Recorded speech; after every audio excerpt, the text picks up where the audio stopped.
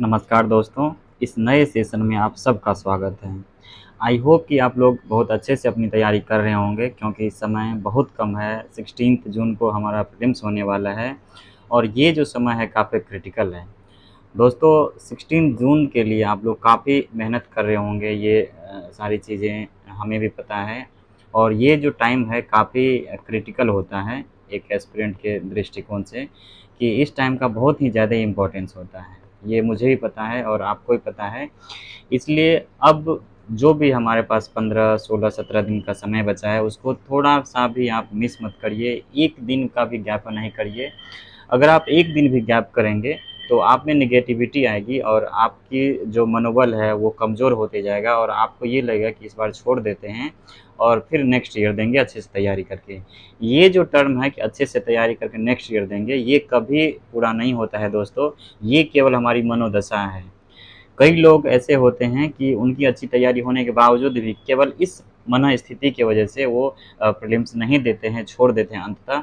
तो इसलिए इन चीज़ों पे आप अपने आप को कंट्रोल करिए, इसको नियंत्रित करिए और केवल और केवल रिवीजन पे फोकस करिए। दोस्तों अभी जो भी हमारे पास समय है उसमें 2 बातें बहुत महत्व रखता है। एक, जो आपने पढ़ा है उसके आधार पे आप क्वेश्चन को सॉल्व करिए और दूसरी बात जो है कि जो इस वाले सेशन में हमने बताया था, इसके 2 सेशन ऑलरेडी हमने लिए हुए हैं, उसमें कुछ ट्रिक्स बताया गया है, जो कि क्वेश्चन को सॉल्व करने के लिए ख़ास करके उस क्वेश्चन को जो हमारे नॉलेज में नहीं होता है, जिसके बारे में हम कम जान रहे होते हैं, उसको सॉल्व करने में ये ट्रिक्स काफ़ी इम्पोर्टेंट रोल प्ले करता है। तो अगर आप लोग नए हैं, तो इसको भी ज़रूर देख लीजिए, इससे आपको काफ़ी फ़ायदा होगा। आप थोड़े बहुत नॉलेज में भी उस कुछ क्वेश्चन ऐसे ऐसे होते हैं, लगभग 20 से क्वेश्चन से अधिक ही मिलेंगे, कभी-कभी मिल जाते हैं कि आप उसको अच्छे तरीके से सॉल्व कर सकते हैं और रिवीजन पे ज़्यादा ध्यान दीजिए। और जो दूसरा तरीका है दोस्तों अभी करने के लिए वो है ट्रिक्स। जो हम क्वेश्चन को सॉल्व करते हैं, वो एक ट्रिक्स के माध्यम से भी सॉल्व कर सकते हैं। तो जो आपका नॉलेज है और ये ट्रिक्स है, इसके सहायता से अभी आप प्रैक्टिस करिए, तो आपका प्रीलिम्स ज़रूर क्लियर होगा। ये आप विश्वास रखिए। आप अच्छे से तैयारी करिए और अपनी पढ़ाई को बेहतरीन ढंग से करते रहिए, आपको सफलता ज़रूर मिलेगी।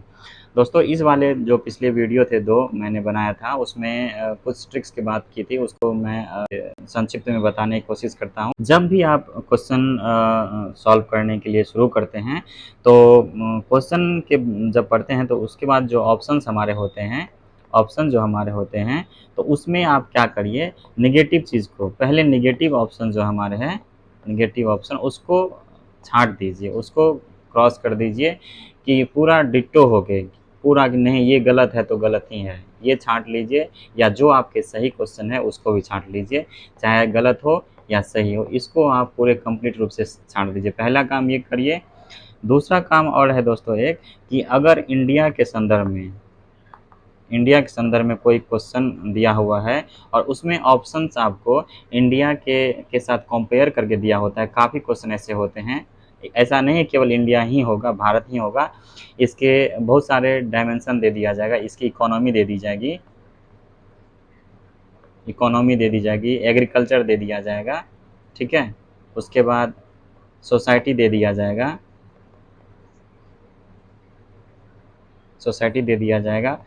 इकोलॉजी दे दिया जाएगा,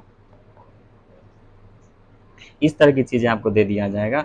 अगर ये कंपेयर पॉजिटिव है तो ये मानकर चलिए वो ऑप्शन सही होंगे और ये कंपेयर नेगेटिव है तो वो ऑप्शन मान लीजिए वो ऑप्शंस गलत होंगे। तो कुल मिला के ये 2-3 चीज़ें हैं जो आपको याद रखना है। और एक चीज़ और है कि आप अभी से ये प्रैक्टिस करिए, रिविज़न करिए, ठीक है? और 2 घंटे में, 2 आवर में आप 100 क्वेश्चन सॉल्व करने का प्रैक्टिस करिए, ठीक है? ये 100 क्वेश्चन सॉल्व करने की अगर प्रैक्टिस आपको 2 घंटे में हो गए, तो आप ये मान कर चलिए कि आपको 7 से 8-9 क्वेश्चन आपको फ्री में मिल जाएँगे एग्ज़ाम में। ये बात याद रखिए, ये बिल्कुल 100% सही है।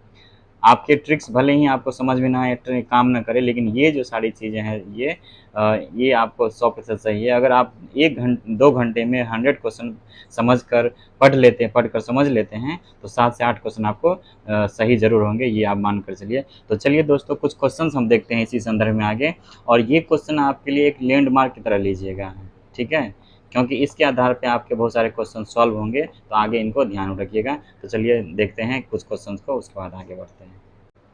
इस क्वेश्चन को देखते हैं दोस्तों। इसमें कहा जाता है कि पर्यावरण में निर्मुक्त हो जाने वाली सूक्ष्म मणिकणिकाओं, जिन्हें माइक्रोबिट्स कहा जाता है, के विषय में अत्यधिक चिंता क्यों है। इसके 4 ऑप्शंस दिए हुए हैं। इसमें से हमें जो मेन है चिंता का विषय उसको देखना है। तो देखते हैं कि पहला ऑप्शन कहता है कि ये समुद्री पारितंत्रों के लिए हानिकारक मानी जाती है।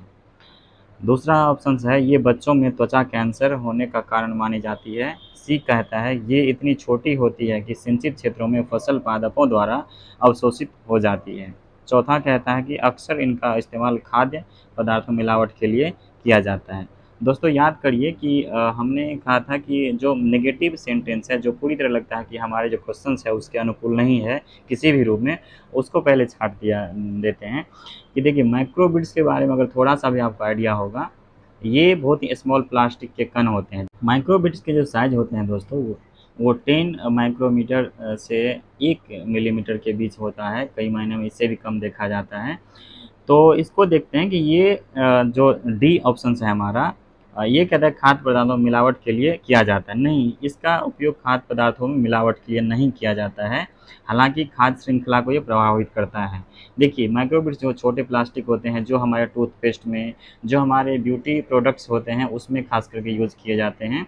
और ये इतने माइक्रो साइज होता है।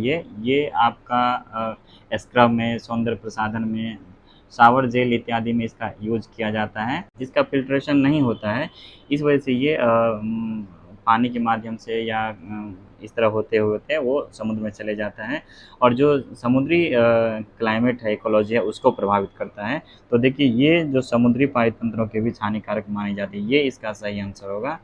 बाद बाकी कैंसर के लिए इसका रोल नहीं है।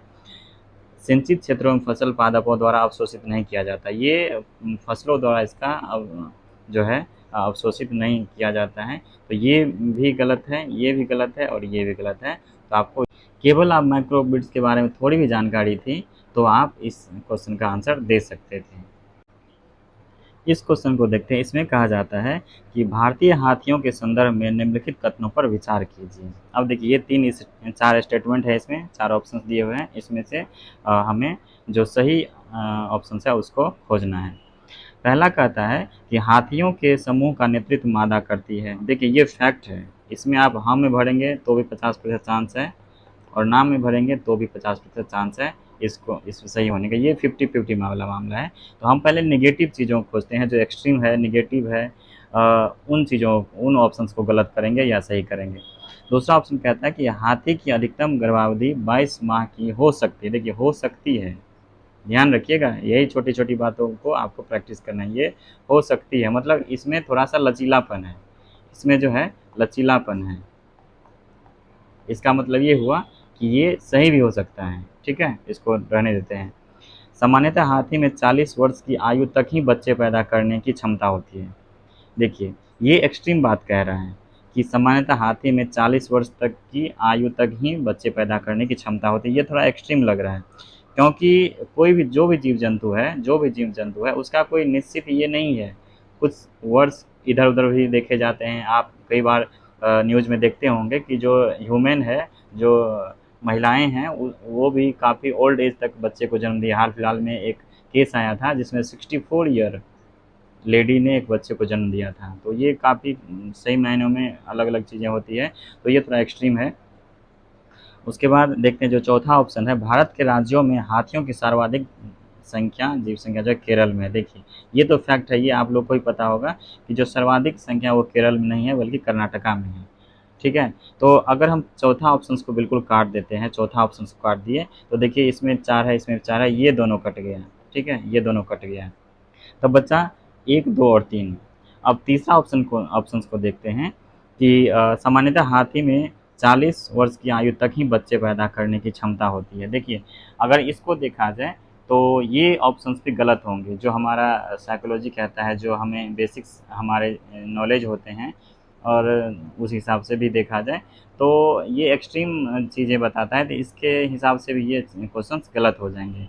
तो अगर 3 गलत हो गए तो ये भी गलत हो गए, ये तो ऑलरेडी पहले से गलत है, तो बचा ए। तो इसका ऑप्शन ए हो जाएगा। ठीक है, इसका ऑप्शन ए हो जाएगा। तो इस तरह से दोस्तों आप ना थोड़ा सा लॉजिक लगा लगा कर आप उस क्वेश्चन को भी सॉल्व कर सकते हैं जिनमें आपके पास थोड़ी बहुत नॉलेज है। ये बहुत सामान्य चीज़ें हैं, आपको लगेगा, लेकिन इसका इम्पोर्टेंस काफ़ी अधिक होता है। जिन लोग का रिजल्ट होता है उनको ये इनके बारे में पता है, और जो लोग यूं ही देखते रहेंगे, लगे अरे ये तो कुछ भी नहीं है, तो फिर उनके लिए कुछ भी इम्पोर्टेंस नहीं होता है। जब आप एग्ज़ाम हॉल में बैठे रहते हैं, एग्ज़ाम हॉल में, ठीक है, तब आपको इसका इम्पोर्टेंस पता चलेगा। जब आप क्वेश्चन को सॉल्व करने में सक्षम नहीं होंगे, तब आपको कहीं से कुछ ट्रिक समझ में आ जाएगा, उसके ही हिसाब से आप ऑप्शंस को एलिमिनेट करते हैं और आप क्वेश्चन को सॉल्व करते हैं। इस क्वेश्चन में कहा जाता रहा है दोस्तों कि निम्नलिखित कथनों पर विचार कीजिए और इसमें से सही जो ऑप्शन है उसके हमें खोजना होता है। तो इसको देखते हैं। जो पहला ऑप्शन है इसमें कहा जा रहा है कि एशियाई शेर प्राकृतिक रूप से सिर्फ भारत में पाया जाता है। दो कुबर वाला ऊँट प्राकृतिक रूप से सिर्फ भारत में पाया जाता है। एक सिंग वाला गेंडा प्राकृतिक रूप से सिर्फ भारत में पाया जाता है। देखिए, इसमें भी एक्सट्रीम है, इसमें भी एक्सट्रीम है, इसमें भी एक्सट्रीम है, लेकिन लेकिन लेकिन लेकिन ये तीनों एकदम फैक्चुअल क्वेश्चन है, ठीक है। इसलिए इसको बहुत ही सावधानी से इस ऑप्शन को एलिमिनेट करना पड़ेगा, ये हमेशा याद रखिए। लेकिन इसमें भी आप लॉजिक लगा सकते हैं। आपके पास जो छोटे छोटे फैक्ट हैं, जो छोटे छोटे फैक्ट है या छोटे छोटे लॉजिक हैं, ठीक है, उसका इस्तेमाल कर सकते हैं और उस हिसाब से ये क्वेश्चन को सॉल्व कर सकते हैं। आइए देखते हैं। देखते एक सी और एक छोटी सी बात बता रहा हूँ। मैंने जब 2019 का प्रीलिम्स दिया था और जब एग्ज़ाम हॉल में था, तो सच बताऊँ तो इस क्वेश्चन के बारे में मुझे पता नहीं था। छोटी-छोटी चीज़ें पता थी, लेकिन पूरी तरह से ये समझ में नहीं आ रहा था कि कैसे किया जाए। संभव है ये आप लोगों के लिए सामान्य होगा और आपको ये पता होगा, लेकिन इस क्वेश्चन को शामिल करने का इस डिस्कशन में यही एक कारण है कि ये क्वेश्चन और केवल केवल लॉजिक से हुआ था मेरा, ठीक है? इसीलिए आप लोगों को बता रहा हूँ कि ये क्वेश्चन भले ही आप लोग को आता हो, लेकिन ऐसे कई क्वेश्चन आते हैं एग्ज़ाम में जो आपको इस ट्रिक के माध्यम से आप उसको सॉल्व कर सकते हैं। तो देखते हैं कि सब है, तो देखते हैं। देखिए, ऊँट के बारे में बताते हैं। देखिए, जैसे इसमें 2 कुबर वाला ऊँट था, तो हमने क्या किया था कि ये 2 कुबर को छोड़कर सिर्फ़ ऊँट के बारे में सोचा था कि ऊँट प्राकृतिक रूप से सिर्फ़ भारत में ही नहीं पाया जाता है, बल्कि ये इसको थार का रेगिस्तान का जहाज भी बोला जाता है, ये सबको पता होता है। और ये भारत के पश्चिमी वाले कई देशों में पाए जाते हैं, जो पाकिस्तान से रिलेटेड है क्षेत्र, उसमें भी पाए जाते हैं या और दूसरी कंट्री में भी पाए जाते हैं। तो मुझे लगा कि कम से कम ये पाकिस्तान में तो पाए ही जाते हैं, इसलिए ये केवल और केवल भारत में नहीं पाए जाएँगे, तो इसलिए ये ऑप्शंस को मैंने गलत किया था, ठीक है। जब दूसरा ऑप्शन गलत हो गया, तो ये ऑप्शन अपने आप गलत हो गया और ये अपने आप गलत हो गया। बचा मेरे पास केवल 1 और केवल 1 और 3। तो अब मुझे खोजना था कि इसमें 1 और 3 में से कोई एक क्वेश्चन मुझे ऑप्शंस को केवल गलत करना था, बिल्कुल पूरी तरह से, ताकि मेरा ऑप्शंस निकल जाता। तो 3 वाला मुझे लगा कि 3 वाले के बारे में सोचते हैं, तो मुझे न्यूज़पेपर में कहीं जानने को मिला था, एक चीज़ मुझे याद आया कि नेपाल और बांग्लादेश वहाँ पे भी जो एक सिंग वाला गैंडा है, वो उसके के लिए कुछ ऐसे ही कुछ प्लानिंग की गई थी या कुछ, तो मुझे अचानक वो चीज़ें याद आ गया, तो उसके हिसाब से ये मेरा भी एलिमिनेट हो गया, ठीक है। तो ये दोनों जब एलिमिनेट हो गया 3 में, तो ये ऑप्शन पे गलत हो गए, तो बचा केवल 1। तो इस तरह से दोस्तों मैंने ये क्वेश्चन सॉल्व किया था और इसके सहारे आप इस तरह लॉजिक लगा के बहुत सारे क्वेश्चन को एलिमिनेट कर सकते हैं, ऑप्शंस को, और क्वेश्चन को सॉल्व कर सकते हैं। ये जो 2 कुंवर वाला ऊँट होता है, इसको बैक्ट्रियन ऊँट बोला जाता है, और जो ये मूल निवासी है दोस्तों, ये मूल निवासी जो है, ये मूल रूप से मध्य और पूर्वी एशिया के मूल निवासी इसको कहा जाता है। इस क्वेश्चन को देखते हैं। किसान क्रेडिट कार्ड के बारे में ये क्वेश्चन है। कहा जाता है कि केसीसी योजना के अंतर्गत निम्नलिखित में से किन-किन उद्देश्यों के लिए कृषकों को अल्पकालीन ऋण समर्थन उपलब्ध कराया जाता है। ये किसान क्रेडिट कार्ड जो होता है, इसके लिए जो ऋण दिया जाता है, इसके आधार पर इसको देखना है। तो इसमें देखिए 5 ऑप्शंस है, इसको बारीकी से समझिए और थोड़ी बहुत भी नॉलेज होगी वो होंगे आपको किसान क्रेडिट कार्ड के बारे में, केसीसी के बारे में, तो आप यकीन मानिए इस तरह के क्वेश्चन आपको सॉल्व हो जाएँगे। और इस तरह के क्वेश्चन दोस्तों यूपीएससी में प्रीलिम्स में सभी वर्ष 1-2 क्वेश्चन जो सरकारी योजनाएँ होती हैं, जो हमारे रूरल डेवलपमेंट से रिलेटेड, जो कृषि से संबंधित होते हैं, वो पूछे ही जाते हैं। इसलिए इनको आप सॉल्व कर सकते हैं लॉजिक के सहारे, नहीं भी पता है तो भी। देखिए, आप इसमें से जितने भी ऑप्शन हैं सबको देखते हैं कि फार्म परिसंपत्तियों के रख-रखाव हेतु कार्यशील पूंजी के लिए, कंबाइन कटाई मशीनों, ट्रैक्टरों एवं मिनी ट्रकों के क्रय के लिए, फार्म परिवारों के उपभोग आवश्यकताओं के लिए, फसल कटाई के बाद के खर्चों के लिए परिवार के लिए घर निर्माण तथा गांव में शीतागार सुविधा की स्थापना हेतु। देखिए आप इसमें केसीसी के तहत लगता है आपको, जो केसीसी के तहत लोन दिया जाएगा उसमें जो फैमिली है उनको घर बनाने के लिए दिया जाएगा जो किसान है, या शीतागार के जैसे कोल्ड स्टोरेज है। आपको लगता है कि जो केसीसी के तहत इतना लोन दिया जाता है जिससे जो कोल्ड स्टोरेज बनाया जाता है, क्योंकि इसमें ये बहुत बड़े कैपिटल इनमें इन्वेस्टमेंट की आवश्यकता होती है, ठीक है। तो इसमें केसीसी के आधार पर जो लोन दी जाती है वो उसमें उतने अमाउंट नहीं होता है जो कि वो कोल्ड स्टोरेज बना सके, ठीक है। और ये सभी किसानों को दिया जाता है, एक चीज़ याद रखिए, ये किसानों को दिया जाता है और ज़रूरी नहीं है कि सभी किसान अपनी फसल के लिए कोल्ड स्टोरेज बनाएं।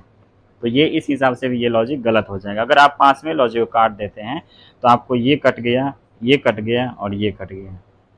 तो अगर आपको कोई चीज़ नहीं पता है तो भी आप केवल एक और एक ऑप्शंस को छांट करके आप कंप्लीट इसका उत्तर निकाल सकते हैं, ये भी सही। बाकी जो भी ऑप्शन है पॉज करके देख लीजिए और आप ये सोचिए कि आप उसमें से कौन कौन से चीज़ को छांट सकते हैं।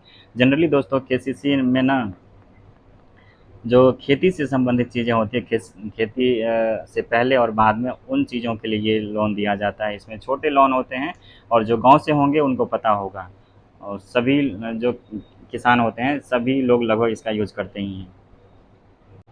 दोस्तों इस तरह जो भी हमने ट्रिक्स डिस्कस किए थे, जो भी 8 से 10 ट्रिक्स की बात हमने की थी पहले वीडियो में, और उसी क्रम में 3 वीडियो भी बनाया है जिसमें कि आपको ट्रिक्स भी बताया गया है, ठीक है, और क्वेश्चन भी सॉल्व करवाए गए हैं। और हालांकि क्वेश्चन की संख्या कम है, ऐसा नहीं कि बहुत सारे क्वेश्चन करवाए गए हैं, लेकिन ये सभी क्वेश्चन सॉल्व करवाने का उद्देश्य एक ही था कि जो ट्रिक्स है वो पूरी तरह से कारगर है और उसके सहारे से आप क्वेश्चन को सॉल्व कर सकते हैं। तो इसलिए वो क्वेश्चन सॉल्व कराया गया था। इस आधार पर आप कई सारे क्वेश्चन को सॉल्व कर सकते हैं, आपको बहुत फ़ायदा होगा। दोस्तों जो आपके पास नॉलेज है, फिर बता रहा हूँ, केवल और केवल जो हम लोग पढ़ते हैं, स्टडी करते हैं अपने सिलेबस को और बहुत सारे चीज़ों को, फैक्ट्स को, बहुत सारे फैक्ट पढ़ते हैं, कॉन्सेप्ट पढ़ते हैं, ठीक है, लेकिन फिर भी आपको क्वेश्चन इनसे पढ़े आते हैं। हम इन फैक्ट के आधार पे, कॉन्सेप्ट के आधार पे एक नया थ्योरी बनाते हैं, एक नया सिद्धांत बनाते हैं, एक तरीके डेवलप करते हैं जिनके आधार पे हम क्वेश्चन को एग्ज़ाम में सॉल्व करते हैं। तो ये वही तरीके हैं, उन्हीं तरीक़ों से, उन्हीं चीज़ों के फैक्ट और कॉन्सेप्ट के विश्लेषण से, ठीक है, ये चीज़ें सामने निकल कर आता है, वही एक ट्रिक बन जाता है। ये कोई ऐसा नहीं है कि बहुत कुछ स्पेशल है, लेकिन यही जो फैक्ट है, जो हमारे कॉन्सेप्ट है, उन्हीं से ये ट्रिक्स बनता है, ये लॉजिक बनता है। जो लोग 2-3-4 बार दे देते हैं उनको ये समझ में आ जाता है, जो लोग नए होते हैं कभी-कभी उनको समझ में नहीं आता है। तो जो मेरे अनुभव है आप उनका फ़ायदा उठा सकते हैं, आप उसका इस्तेमाल कर सकते हैं अपने सिलेक्शन में और इसके माध्यम से आपका कट ऑफ ज़रूर क्लियर हो जाएगा। तो आप दोनों चीज़ों को अप्लाई करिए। अभी जो भी 15, 16, 17 दिन है उनमें आप अपने नॉलेज जो आपने गैदर किया है उसका भी इस्तेमाल करिए और जो ये ट्रिक्स है उसके सहायता से भी आप डेली क्वेश्चन को सॉल्व करिए, PYQ लगाइए और रिवीजन पे ध्यान दीजिए और आपको सफलता ज़रूर मिलेगी, आपके कट ऑफ ज़रूर क्लियर होंगे। फिलहाल दोस्तों एक जो वीडियो था शायद आप लोगों ने नहीं देखा होगा तो वो देख लीजिए। ये बहुत ही कारगर वीडियो है, बहुत ही स्पेशल वीडियो है, काफ़ी सोच समझ कर बनाया गया था क्योंकि ये मेरा ट्रिक है। जिस ट्रिक पे मैंने 2-3 बार प्री क्वालिफाई किया है वो वाला ट्रिक है और इसमें बताया है कि आप जो ये 2 क्वेश्चंस के प्लान है इनके सहायता से आप अभी जो भी समय है उसको कैसे अच्छे से यूज़ कर सकते हैं और इस आधार पे कैसे अपने आप को रिवाइज़ कर सकते हैं सभी सिलेबस को, और ताकि आपका ये कट ऑफ क्लियर हो जाए। दोस्तों अच्छे से पढ़ते रहिए, समय बहुत कम है, एक दिन भी खाली मत छोड़िए, अपने हेल्थ का ख्याल रखिए क्योंकि हेल्थ बिगड़ गया, समय ख़राब हो जाएगा और दिक्कतें आ जाएगी। आप लोगों ने काफ़ी मेहनत किया है, बहुत मेहनत किया है, बहुत पढ़ा है, उसी को अब अपने रिजल्ट में कन्वर्ट करिए, ये सबसे इम्पोर्टेंट बात है। और अभी मत सोचिए कि आप से होगा या नहीं होगा, सिर्फ ये सोचिए कि आपने जो पढ़ा है क्वेश्चन वहीं से आएंगे और जो क्वेश्चन बनेंगे वो केवल आपके लिए ही बनेंगे और आपके लिए ही बने हुए हैं, ये हमेशा ध्यान रखिए। Wish you all the best, अच्छे से पढ़िए, स्वस्थ रहिए और खुश रहिए। धन्यवाद।